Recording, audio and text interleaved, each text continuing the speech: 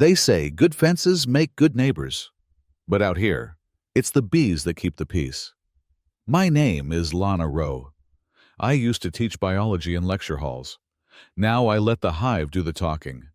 I didn't choose this quiet life for drama. But some people, they bring it anyway. She took my honey. She took my work. She thought it was sweet, harmless. But honey's just the surface. Beneath it, there's structure, there's balance, there's consequence. And when you steal from the hive, don't be surprised when it remembers you. It started with the humming, not the usual gentle buzz of bees that filled the warm mornings at the edge of Lana Rowe's small farm in Ironwood Glen, Colorado. This hum was different, sharp, urgent, and wrong. Lana was halfway through her first sip of chamomile tea when she heard it. Then silence. Her stomach dropped. She walked briskly across the back porch, down the steps, and through the path of lavender leading to her apiary. The sun had barely risen, painting the dew-covered grass in gold. But there was no serenity in what she found. The shelves inside her honey shed were almost bare. 3 crates of bottled honey were gone. Not just any honey. These were samples from her special batch, a seasonal production infused with high-altitude wild herbs. More importantly, they were part of a pilot research project with the State University's BioHealth Lab, studying natural anti-inflammatories for post-surgery healing. The honey was valuable, not just in money, but in science. All that remained was one jar on the floor, tipped over, the cap missing. The golden contents glistened against the old wood, slowly oozing. Lana froze. Then, instinctively, she turned to the outdoor security cam perched above the shed door. Back inside her cabin, she clicked open the footage. And there it was. At 2:47 a.m., a figure appeared. Long legs, oversized hoodie, phone flashlight bobbing. The camera zoomed in enough for a clear frame. Vanessa Crane, her new neighbor. Lana stared at the screen, not blinking, not breathing. Vanessa had moved in just 3 months ago, an influencer, as she called herself. Her online bio was a mess of buzzwords: wellness warrior, beauty curator, sustainability queen. Her following was massive. So was her ego. From the beginning, Vanessa had treated Lana's property like a backdrop for her aesthetic. She'd pose on Lana's garden fence, pick wildflowers without asking, and once even hosted a nature brunch within 2 feet of Lana's hives. When politely confronted, she'd waved it off with a chirpy, "Oh my God, I thought it was like community space." But this was different. Lana leaned closer as the footage played. Vanessa casually lifted the lid of the storage bin, scanned the jars, picked out the ones labeled Infusion Batch 3, and loaded them into a reusable grocery bag. She smiled at the camera once, not because she saw it, but because she felt invincible. Later that morning, the clip hit social media, posted by Vanessa herself. Natural beauty tip. Found the best raw honey next door. Local. Organic. Totally magical for skin and digestion. Sorry, not sorry.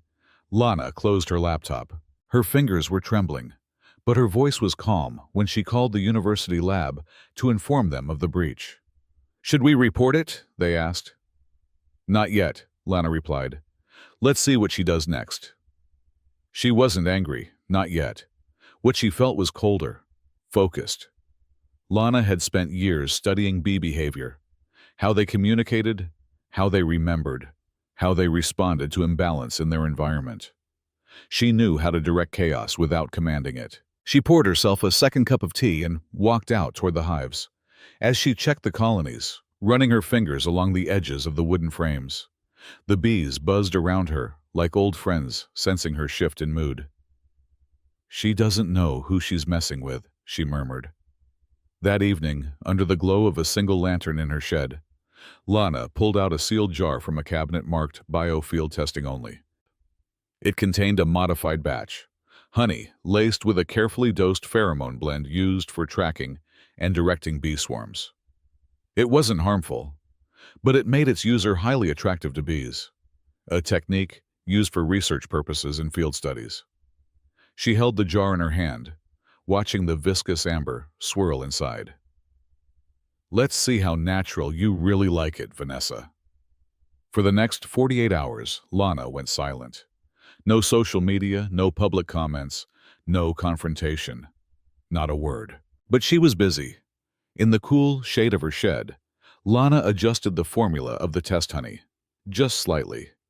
The pheromone dosage was increased, calibrated not for research tracking, but for attraction sensitivity. The result? A scent nearly undetectable to humans, but irresistible to bees within a 3-mile radius. She sealed the jar, labeled it Batch A3X Bioscent, and placed it in the exact same spot Vanessa had stolen from before, dead center on the shelf, perfectly visible through the garden fence. Then she watered her flowers, moved her hives closer to the fence line, and waited. She knew, Vanessa, knew her arrogance wouldn't allow her to resist another sample. Sure enough, that night at 11:12 p.m., Lana's outdoor cam recorded the familiar silhouette once again. This time, Vanessa wore a bucket hat and oversized sunglasses. At night, she crept like a cartoon criminal, glancing over her shoulder while filming a whispering vlog on her phone. Back at the honey gold mine, shh, don't tell the bees, hatch Gorilla Glow routine. She took the bait, literally. The next morning, Lana checked Vanessa's page. There it was, a perfectly filtered teaser for the upcoming Honeyglow event. Sunday, exclusive invite, only backyard spa brunch with my signature honey beauty spread. It's gonna be lit, luminous, and beautiful. Lana blinked twice at the audacity. The woman hadn't just stolen. She'd rebranded the theft as original content. The comments flooded in. OMG Queen! Will you sell it? Honey me up! She had no idea what she had unleashed. By Sunday morning, the entire neighborhood was buzzing, figuratively and soon, literally. Vanessa's backyard had been transformed into a Pinterest fantasy. Pastel balloons floated over white lace canopies. Crystal carafes held cucumber water and rose lemonade. A long wooden table stood under string lights, topped with fresh fruit, edible flowers, and, of course, tiny jars of Vanessa's Glow Honey TM, drizzled artfully over chia parfaits and open-faced avocado toast. Lana watched from her front porch, pretending to weed a patch of lavender. She saw the first bee arrive, just one, then another, then 5. Within minutes, the air shimmered with wings. The pheromone worked flawlessly. Bees ignored the flowers, the fruit, even the open soda cans. They went for the honey, and more specifically, they went for Vanessa, who had rubbed the honey onto her hands and cheeks to demonstrate its natural face-lifting properties. It began subtly. A guest swatted at her drink. Another flinched as a bee landed on her napkin. Vanessa laughed it off, still live on her phone. Look how much the bees love it. It's totally nature approved. That was her last coherent sentence, because then the swarm came. Dozens of bees, then hundreds, drawn to the pheromone-laced honey smeared on plates, glassware, and Vanessa herself. The crowd shrieked as bees danced in the air like a living fog. Someone knocked over a charcuterie board. A man screamed as 3 bees landed on his forehead and dove into the pool. Another influencer fell backward into a hedge trying to save her ring light. Vanessa panicked. Still holding her phone, she tried to wave them away, yelling, "I'm vegan! I swear I love bees!" As if that might help. Spoiler, it didn't. The bees weren't attacking, but they were everywhere. On her arms, her legs, in her hair. She screamed, knocking over the honey bowl and sending a wave of golden liquid across the deck. The scent intensified. Lana sipped her tea calmly, watching the commotion over the fence like a neighborhood fireworks show. And then she smiled. This wasn't cruelty. It was choreography. By the time it was over, the brunch looked like a crime scene sponsored by Etsy. Food ruined, tablecloths torn, socialites hiding in cars, barefoot and crying. And Vanessa? She retreated into her house, slamming the door, still live streaming. The video cut off with a high-pitched scream and the words, "Why are they still following me?" Lana turned and walked back into her home. On the counter, Her phone buzzed with alerts. OMG, did you see Vanessa's bee disaster? Someone said she stole the honey? Why do the bees hate her so much, LOL? Lana didn't reply. She simply posted a single photo of one of her bees perched on a lavender bloom, captioned, "Nature has rules. Break them and expect a buzz." The silence didn't last long. By Tuesday, a courier left an envelope at Lana's doorstep. Heavy cardstock, gold-trimmed, the kind of thing people only use when they're announcing weddings or lawsuits. Inside, a civil complaint filed by Vanessa Crane. The defendant, through intentional negligence, released dangerous swarms of bees in a targeted effort to harass, intimidate, and endanger the plaintiff during a private business event. Lana exhaled slowly, like she was blowing the steam off a tea kettle. She wasn't surprised. She knew Vanessa would strike back. People like her never apologized. They weaponized drama. What did surprise Lana was how sloppy the filing was. Half the document was emotional exaggeration. The photos attached? Screen grabs from Vanessa's own livestream. Still, she didn't take it lightly. She called her attorney, Mira Dalton, a calm, silver-haired woman with the patience of a monk and the legal instincts of a raptor. Mira read the complaint, scrolled, then chuckled. She's claiming the bees were intentionally directed at her? Lana said, sipping tea. Did you train them, whistle command? Lana shrugged. I know their language. Doesn't mean I control them. Mira smiled. Perfect. I'll handle the court. You handle the narrative. In the days that followed, Lana didn't post much. She didn't need to. The internet had done its job.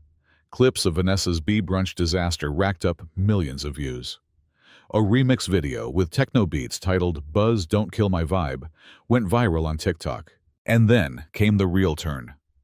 A popular investigative YouTuber posted a timeline breakdown of the theft, cross-referenced with public security footage from Lana's property, which Lana had quietly uploaded. Viewers saw it all.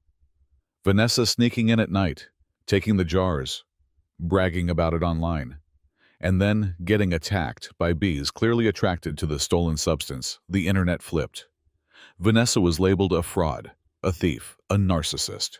The hashtag #HackedBeeKarma trended for 48 hours. But in court, the hashtags didn't matter. The hearing began in the Ironwood Glen Municipal Courthouse, a simple room with wood-paneled walls and a clock that ticked a little too loud. The judge, Harold Keene, looked like the human embodiment of "I've seen worse." Vanessa arrived with a full glam team, neck brace and sunglasses flanked by 2 lawyers. Lana walked in alone, in jeans and a denim jacket. Mira followed, carrying a single folder. The opening arguments were everything you'd expect from Vanessa's side. Emotional distress, ruined brand reputation, lost sponsorships, threats from bees, trauma, etc. Vanessa even broke into staged tears while describing the relentless buzzing that still haunted her sleep. Then Judge Keene turned to Mira. Defense? Mira stood calmly. Yes, Your Honor. We have video evidence of the plaintiff repeatedly trespassing on private property, removing research-marked materials, and misrepresenting them as her own. She handed the judge a USB stick. Moments later, the courtroom screen lit up. Vanessa sneaking through the fence, filming herself taking the jars, laughing about it. Declaring it free because bees don't charge rent, the judge raised an eyebrow. Then came the footage from the brunch livestream. Vanessa smearing honey on her arms, bees showing up, guests fleeing in chaos, and a moment where Vanessa screamed, "I didn't know it would be this powerful." Judge Keene paused the video. "Miss Crane," he said dryly, "at what point during your unauthorized entry into the defendant's property did you intend to inform her of your product testing?" Vanessa's lips trembled. "I didn't think she'd mind." "And did she ever give you permission to use her honey as your own?" "No, but thank you," he said, cutting her off. The courtroom fell silent. The final blow came from Lana herself. When asked if she'd like to make a statement, She stood, hands clasped calmly in front of her. "I've worked with bees since I was 12. They don't attack without reason. They follow scent, vibration, energy. I didn't command anything. I just placed a jar of honey where it belonged, on my own shelf. What happened next was nature, following what it recognized." She paused. "And for the record, Your Honor, bees don't understand lawsuits." Even the judge cracked a smile. The verdict was swift. Case dismissed. Vanessa was ordered to pay Lana's legal fees and issue a formal apology, or face a defamation countersuit. As Lana walked out of the courthouse, the media swarmed her, this time the humankind. She gave only one comment. "Some people borrow sugar, others steal honey. Either way, the bees always find their way home." It had been 3 weeks since the trial. The buzz, pun intended, around Lana's case had slowly faded from headlines, replaced by the latest influencer disaster or celebrity scandal. But in Ironwood Glen, the memory lingered like the scent of wildflowers after rain. Lana's days returned to quiet. She worked the hives in the early morning, packaged fresh jars of honey in the afternoons, and sometimes hosted curious schoolchildren on field trips arranged by the local co-op. The kids asked a million questions about bees, and Lana answered everyone with patience and a rare smile. But beneath the calm, something had shifted. Not in Lana, in the town. People who used to walk by her fence without a second glance now stopped to wave. Strangers asked to buy honey before she opened the gate, and every once in a while, someone would nervously ask, "Is it true you trained them to attack?" To which she'd always reply, "No." But they listen better than most people. Across the street, Vanessa Crane's house stood quieter than ever. No more parties, no more deliveries, no more photo shoots. Her followers had dropped by over 100,000 since the trial. Her sponsors quietly severed ties. Her brand, Crane Glow Naturals Gyalfa, had become a punchline in comment threads. And her apology? It came in the form of a 5-line Instagram post, written in legalese, buried under a smiling selfie, captioned, "New Beginnings." No mention of the theft, the lawsuit, or Lana's name. Lana didn't respond. She didn't need to, because Vanessa was already forgotten, by the bees, by the town, and soon enough, by her followers. The following Sunday, Lana hosted her first community open hive day. Dozens of locals showed up, families, farmers, even the mayor. There were educational signs, honey tastings, and gentle demonstrations on how bees pollinate the town's wildflowers. At one point, an older man approached her with a clipboard and an official seal on his polo shirt. "Miss Rowe," he said, "on behalf of the Colorado Agriculture Board, I'm pleased to inform you that your homestead has been awarded certified status as a state heritage apiary." "First one in the county," Lana blinked. "I didn't apply," he smiled. "Someone did on your behalf."